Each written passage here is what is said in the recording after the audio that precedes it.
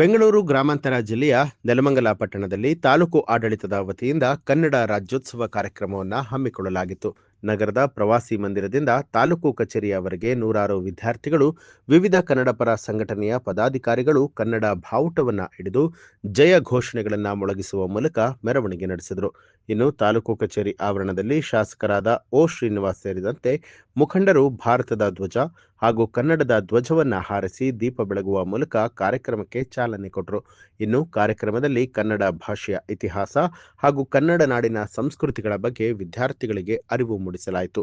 ಇದೇ ವೇಳೆ ನೆಲಮಂಗಲ ತಾಲೂಕಿನ ವಿವಿಧ ಕ್ಷೇತ್ರದಲ್ಲಿ ಗುರುತಿಸಿಕೊಂಡು ಸಾಧನೆಗೈದ ಸಾಧಕರನ್ನ ಗುರುತಿಸಿ ಸನ್ಮಾನಿಸಲಾಯಿತು. ಈ ಸಂದರ್ಭದಲ್ಲಿ ನಗರಸಭೆ ಅಧ್ಯಕ್ಷರಾದ ಗಣೇಶ್, ನೆಲಮಂಗಲ ಯೋಜನಾ ಪ್ರಾಧಿಕಾರದ ಅಧ್ಯಕ್ಷರಾದ ನಾಗರಾಜು, ತಹಸೀಲ್ದಾರ್ ಹಾಗೂ ಪೊಲೀಸ್ ಇಲಾಖೆ ಅಧಿಕಾರಿಗಳು, ಕನ್ನಡ ಪರ ಸಂಘಟನೆ ಮುಖಂಡರು ಉಪಸ್ಥಿತರಾಗಿದ್ದರು. ನೀವು ಆಸೀನರಾಗಿದ್ದೀರೋ ಅದೇ ಸ್ಥಳದಲ್ಲಿ ಕೂತ್ಕೋಬೇಕು. ಈಗ ಕಾರ್ಯಕ್ರಮ ಪ್ರಾರಂಭವಾಗ್ತಾ ಇದೆ. ತಾಯಿ ಭುವನೇಶ್ವರಿಯ ಭಾವಚಿತ್ರಕ್ಕೆ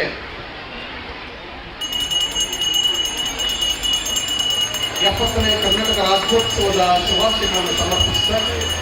ಈಗ ತಾನೇ ಮಾನ್ಯ ಶಾಸಕರು ರಾಷ್ಟ್ರಧ್ವಜ, ನಾಡಧ್ವಜಾರೋಹಣದ ನಂತರ ತಾಯಿ ಭುವನೇಶ್ವರಿ ಭಾವಚಿತ್ರಕ್ಕೆ ಪುಷ್ಪಾರ್ಚನೆಯನ್ನ ಪೂಜೆ ಸಮರ್ಪಣೆ ಕಾರ್ಯಕ್ರಮದಲ್ಲಿ ಭಾಗವಹಿಸಿದ್ದಾರೆ. ಅವರೊಟ್ಟಿಗೆ ಎಲ್ಲ ತಾಲೂಕು ಆಡಳಿತದ ಅಧಿಕಾರಿಗಳು, ಎಲ್ಲ ತಾಲೂಕಿನ ಜನಪ್ರತಿನಿಧಿಗಳು ಸಹ ಸಾಕ್ಷೀಕರಿಸಿ ಭಾಗಿಯಾಗಿದ್ದಾರೆ. ಅವರೆಲ್ಲರಿಗೂ ಸಹ ಶುಭವಾಗಿ ಅಂತ ಹಾರೈಸ್ತಾ, ಮಕ್ಕಳು ಮಾತಾಡಬಾರ್ದು, ದಯಮಾಡಿ ಲಾಸ್ಟ್ ಏನ್ ಸ್ಥಳಗಳಿದೆಯೋ, ಆಸನಗಳಿದೆಯೋ ಅಲ್ಲೆಲ್ಲರೂ ಸಹ ಆಸೀನರಾಗಬೇಕು. ದಯಮಾಡಿ ಯಾರು ಕಲೆಕ್ಟ್ ಶಬ್ದ ಮಾಡಬಾರ್ದು, ದಯವಿಟ್ಟು ಎಲ್ಲರೂ ಆಸೀನರಾಗಬೇಕು, ಅಲ್ಲೇ ಕೂತ್ಕೋಬೇಕು ಅಂತ ಹೇಳಿ ತಮ್ಮಲ್ಲಿ ವಿನಂತಿ ಮಾಡ್ತಾ ಇದ್ದೀವಿ.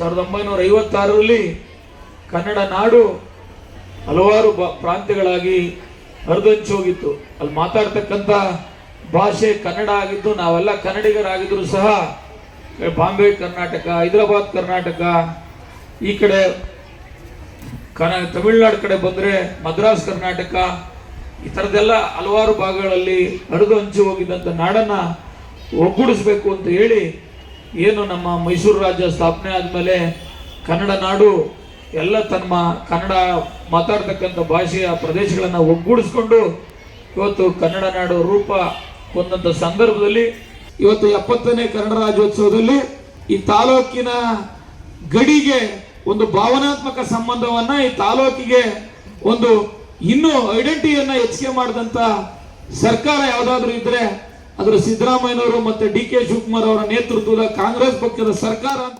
ನಾವೆಲ್ಲರೂ ಸೇರಿ ಕನ್ನಡವನ್ನ, ಕನ್ನಡ ನೆಲವನ್ನ, ಕನ್ನಡ ಜಲವನ್ನ, ಕನ್ನಡ ಭಾಷೆಯನ್ನ ಉಳಿಸ್ತಕ್ಕಂಥ ಕೆಲಸವನ್ನ ನಾವು ನೀವೆಲ್ಲರೂ ಸೇರಿ ಮಾಡೋಣ ಅಂತ ಹೇಳ್ತಾ ತಮ್ಮೆಲ್ಲರಿಗೂ ಮತ್ತೊಮ್ಮೆ ಕನ್ನಡ ರಾಜ್ಯೋತ್ಸವದ ಶುಭಾಶಯಗಳನ್ನು ಕೋರಿ ನಿಮ್ಮೆಲ್ಲರಿಗೂ ಶುಭ ಹಾರೈಸಿ ನನ್ನ ಮಾತನ್ನು ಮುಕ್ತಾಯ ಮಾಡ್ತೇನೆ. ಇದರ ಜೊತೆಗೆ ಏನು ಈ ವರ್ಷದ ಕನ್ನಡ ರಾಜ್ಯೋತ್ಸವ ತಾಲೂಕು ಆಡಳಿತದ ವತಿಯಿಂದ ಕನ್ನಡ ರಾಜ್ಯೋತ್ಸವ ಪ್ರಶಸ್ತಿಯನ್ನ 9 ಜನ ಈ ವಿವಿಧ ಕ್ಷೇತ್ರಗಳಲ್ಲಿ ಸೇವೆಯನ್ನು ಸಲ್ಲಿಸಿದವರಿಗೆ ಏನು ಇವತ್ತು ಪ್ರಶಸ್ತಿಯನ್ನ ಕೊಡ್ತಾ ಇದ್ದಾರೆ, ಅವ್ರಿಗೂ ಸಹ ನಾನು ಶುಭ ಹಾರೈಸಿ ಮುಂದೆ ನೀವು ಇನ್ನೂ ಈ ತರ ಹೆಚ್ಚಿಗೆ ಒಳ್ಳೆ ಕೆಲಸಗಳನ್ನ ಮಾಡತಕ್ಕಂಥ ಶಕ್ತಿಯನ್ನ ದೇವರು ತಾಯಿ ಭುವನೇಶ್ವರಿ ತಮ್ಮ ಕೊಡ್ಲಿ ಅಂತ ನಿಮಗೆ ಶುಭವನ್ನು ಹಾರೈಸಿ ನನ್ನ ಮಾತನ್ನ ಮುಕ್ತಾಯ ಮಾಡ್ತೀನಿ. ನ್ಯೂಸ್ ಅಲರ್ಟ್ ನಿಮ್ಮಿಂದ ನಿಮಗಾಗಿ.